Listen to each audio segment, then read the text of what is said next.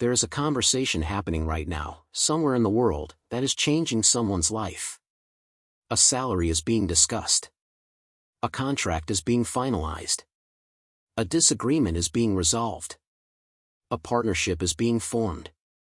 And in each of those conversations, one person is walking away with more of what they wanted than the other.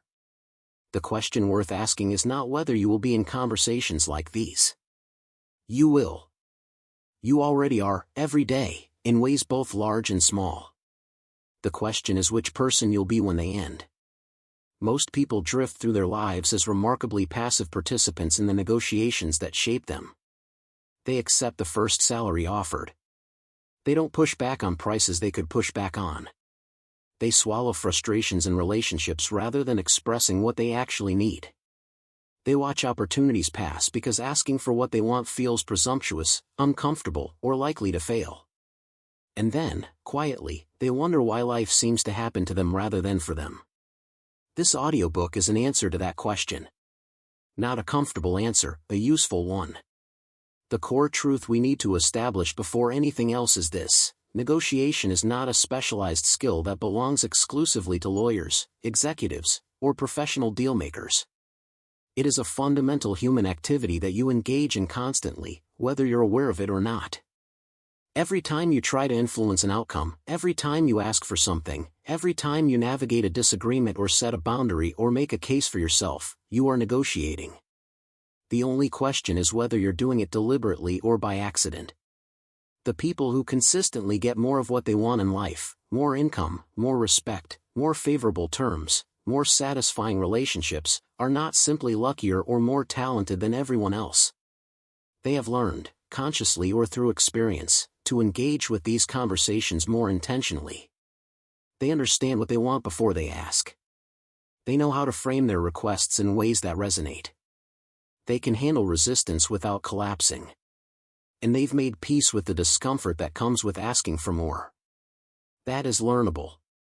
Completely, systematically learnable. Let's begin. Before technique, before strategy, before any specific tactic, there is mindset. And mindset is where most people's negotiation struggles actually begin and end. Here is something important to understand about your own psychology going into any negotiation. You have absorbed, over the course of your life, a set of beliefs about what it means to ask for things. Many people carry the conviction, rarely examined, that asking for more than you're offered is somehow rude, greedy, presumptuous.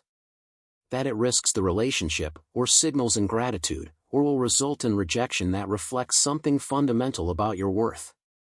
These beliefs feel like facts, but they are not. They are learned patterns, absorbed from culture and family and accumulated experience. And they are costing you enormously. The first shift to make is from passivity to agency. A negotiation is not something that happens to you. It is something you participate in actively, with intention and strategy. This reframe alone changes everything, because it moves you from hoping for a favorable outcome to deliberately working toward one. The second shift is from fear of rejection to curiosity about it. Most people's avoidance of negotiation is fundamentally about not wanting to hear no. But consider what no actually is. It is information. It tells you something about the other person's position, their constraints, their priorities, their flexibility. A no is rarely the end of a conversation. It is almost always an invitation to understand more and to refine your approach. When you stop experiencing rejection as a verdict about your worth and start experiencing it as data about the situation, your entire relationship with negotiation changes. The third shift is recognizing that confidence in negotiation is not a personality trait. It is a practice. It develops through exposure, through small successes, through learning that the things you feared would happen mostly don't.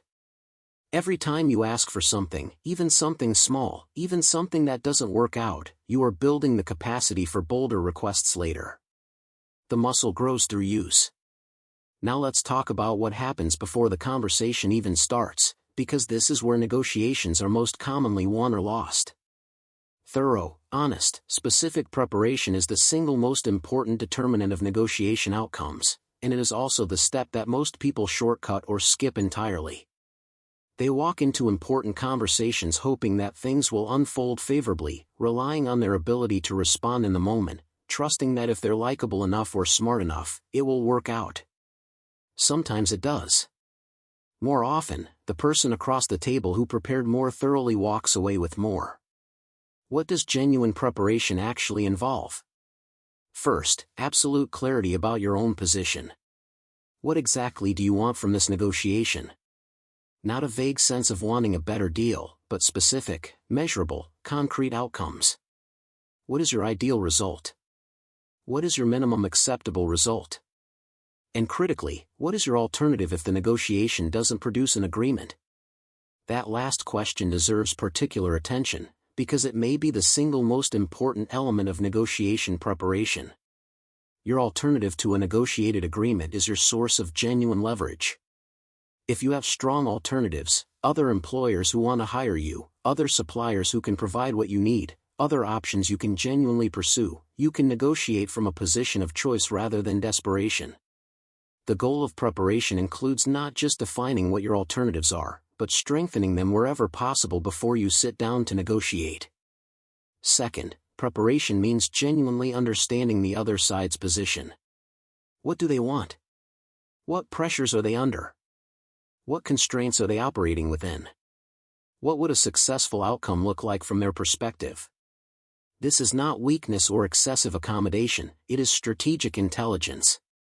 When you understand what the other party actually needs, you can craft proposals that address their real concerns, which makes yes considerably more accessible than it would be if you were simply asserting your own position.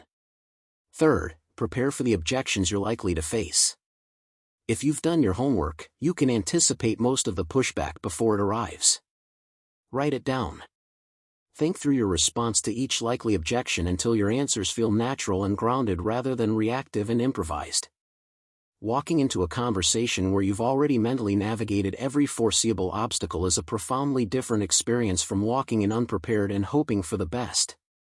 Fourth, prepare your opening. The first moments of a negotiation establish the tone, the frame, and often the power dynamic for everything that follows. A confident, well-structured opening communicates that you are a serious, prepared, self-possessed participant in this conversation. A tentative, apologetic, or vague opening communicates the opposite. Practice your opening specifically enough that it doesn't feel rehearsed, but structured enough that you won't fumble it under pressure. Now let's address the actual mechanics of making requests, because there is an art to asking that most people never learn. The most fundamental principle is also the most commonly violated: ask specifically. Vague asks produce vague results. When you say something like, "I was hoping we could do a little better on price," you're inviting the other party to define what better means, and they will define it in their favor. When you say, "I'm looking for a price of $42,000, you've established a specific anchor that shapes the entire subsequent conversation. Anchoring, setting the first specific number or term in a negotiation, is one of the most powerful moves available to you, and most people either don't do it or do it too conservatively. The principle behind anchoring is that the first number introduced tends to exert a gravitational pull on the eventual outcome. When you anchor high, within the bounds of credibility, the negotiation tends to resolve closer to your anchor than it would have if you'd waited for the other party to anchor first. This is not manipulation, it is simply the way human psychology processes reference points, and ignoring it costs you real money and real outcomes. Equally important is what you do immediately after making your ask: stop talking. This is one of the most practically difficult and most consistently valuable disciplines in negotiation. After you state your position, after you name your number, after you make your request, pause. Hold the silence. Let it sit. The impulse to fill that silence is almost overwhelming. It feels like you need to justify, explain, soften, or qualify what you just said. Resist this impulse. The moment you start explaining why your ask is reasonable before the other party has even responded, you undermine the confidence with which you made it. You signal that you're not entirely sure you deserve what you're asking for. And you deprive yourself of the opportunity to learn what the other party actually thinks. Silence, deliberately held, is one of the most powerful tools available to a negotiator. It creates a pressure that the other party almost always moves to relieve, often by revealing information they hadn't intended to share, or by softening a position they'd presented as fixed. Train yourself to be comfortable with the space after your ask. Let them speak next. This connects to a broader principle that runs through all effective negotiation: the person who talks less often wins more. Not because speaking is bad, but because listening is where the real intelligence lies. When you are genuinely listening, not planning your next point, not waiting for a gap to jump back in, but actually attending to what the other person is saying, you pick up things that change everything. You hear the hesitation that suggests a position isn't as firm as it was presented. You catch the phrase that reveals what they actually care most about. You notice the inconsistency between what they're saying now and what they said 10 minutes ago. This is intelligence you cannot acquire any other way.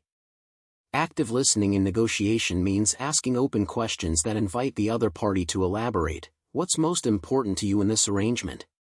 What concerns do you have? What would need to be true for this to work on your end?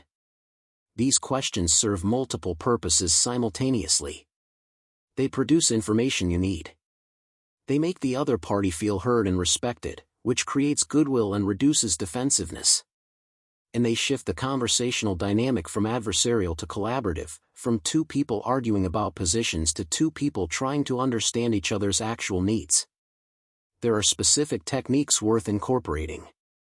Mirroring, repeating the last 3 or 4 words someone said with a slight upward inflection, is remarkably effective at encouraging elaboration without introducing any agenda of your own.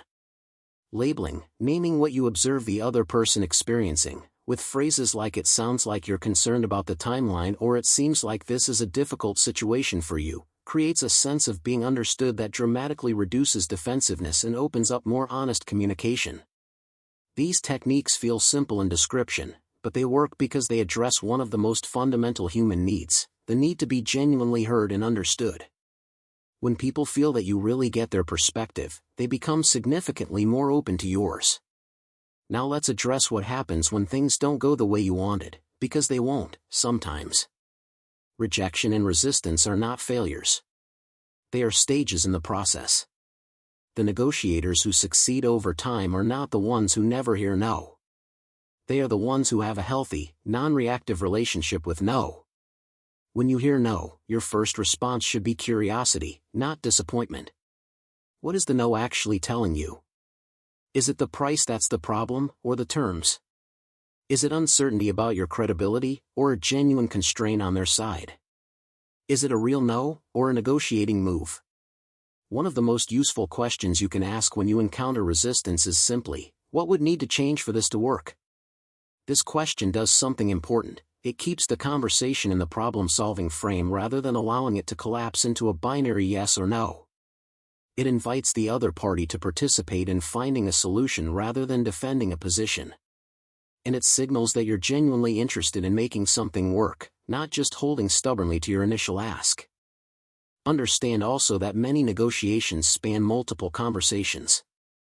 The no you receive today is not necessarily the no that will be in effect next month, when circumstances have shifted, when you've demonstrated more value, when their situation has changed, or simply when they've had time to reconsider. Staying in the relationship through rejection, with grace, without desperation, positions you for opportunities that the people who walked away at the first no never accessed. Let's talk about value, because this is where most negotiations either gain traction or stall. The fundamental error in many negotiations is focusing on price before establishing value. When price is the first and primary thing discussed, it positions the negotiation as a transaction, a simple exchange of money for a thing, where the only question is who gets the better of the arithmetic. But most negotiations are not, or don't need to be, just arithmetic. Value is not the price of something. Value is the gap between what something costs and what it is worth to the person receiving it. Your job in a negotiation is to make that gap as large and as vivid as possible in the other party's understanding before any discussion of price begins. What outcomes does your offer create for them? What problems does it solve? What risks does it eliminate? What would it cost them not to have it? When value is established, genuinely understood and felt, not just described, price becomes a different kind of conversation. The question shifts from "is this worth the money" to "how do we make this work?" That shift in framing changes everything about the negotiations dynamics. Practically, this means leading with questions rather than presentations. Before you pitch anything, before you state a price, ask about their situation. Understand what they're trying to achieve and what's standing in the way. Then, when you present your offer, frame it explicitly in terms of the outcomes they just told you they care about. This is not manipulation. It is relevance.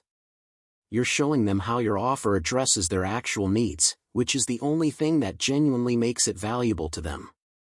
Now a word about the quality of agreements, because reaching an agreement is not the same thing as reaching a good agreement. The most durable, most valuable agreements are ones where both parties genuinely feel that they've done well, where the deal is fair, where the terms are clear, where there's enough mutual benefit that both sides are motivated to honor and build on what was agreed. These agreements tend to produce ongoing relationships, referrals, future business, and the kind of reputation that makes future negotiations easier. Agreements reached through pressure, manipulation, or information asymmetry tend to produce resentment, regret, and the constant friction of a party looking for the first opportunity to exit. They damage relationships and reputation in ways that ripple outward far beyond the immediate deal. The practical implication is to resist the temptation to extract every possible concession from every negotiation. Leaving some value on the table, choosing not to use every piece of leverage you have, is often the highest return thing you can do for your long-term negotiating effectiveness. The person across the table needs to walk away feeling respected and fairly treated. If they do, they'll come back. If they don't, they won't, and they'll tell people why. Ethics in negotiation is not just a moral consideration. It is a strategic one. There is a particular kind of influence that comes not from tactics or technique, but from the quality of your presence in a negotiation. The negotiators who are genuinely most effective over time have something that is difficult to manufacture and impossible to fake: the calm, grounded quality of someone who knows their value, has done their preparation, and genuinely doesn't need a specific outcome so badly that they'd compromise their integrity to get it. This presence, this combination of quiet confidence and genuine non-desperation, is felt by the other party even when they couldn't articulate what they're responding to. It creates an environment where the other side feels they can trust what you say, where the conversation feels safe enough for honesty, and where agreements reached have the solidity of something built on real understanding rather than managed impressions. You build this over time through the accumulation of small practices. The practice of preparing thoroughly enough that you're not anxious about being caught off guard. The practice of knowing your alternatives well enough that you genuinely could walk away. The practice of asking for what you want often enough that rejection no longer destabilizes you. The practice of listening carefully enough that you consistently understand more than the other party expected you to. Each individual practice is simple. The compound effect of all of them, applied consistently, is transformative. Here's what I want you to take away from this conversation. Negotiation is not a personality type. It is not reserved for the naturally bold or the naturally persuasive or the naturally strategic. It is a set of learnable skills built on a foundation of preparation, self-awareness, honest communication, and genuine curiosity about the other party's perspective. The gap between where most people are in their negotiating effectiveness and where they could be is not primarily about intelligence or talent. It is about practice and intention. It is about making a decision to engage with these conversations deliberately rather than accidentally. About preparing when preparation matters. About asking specifically when vague language would be easier. About listening when talking would feel more comfortable. About staying present when rejection would be easier to run from. These are choices available to you in every consequential conversation you have. The salary discussion coming up. The contract you need to renew. The difficult conversation you've been putting off. The boundary you need to set. The opportunity you want to pursue. Each of them is a negotiation. Each of them is a chance to practice. Each of them is an opportunity to walk away with more of what you want, and to leave the other party feeling respected enough that the relationship is better for having had the conversation. That is the actual goal. Not to win at someone else's expense, but to communicate clearly enough, listen deeply enough, and create enough mutual value that agreements are reached which genuinely serve everyone involved.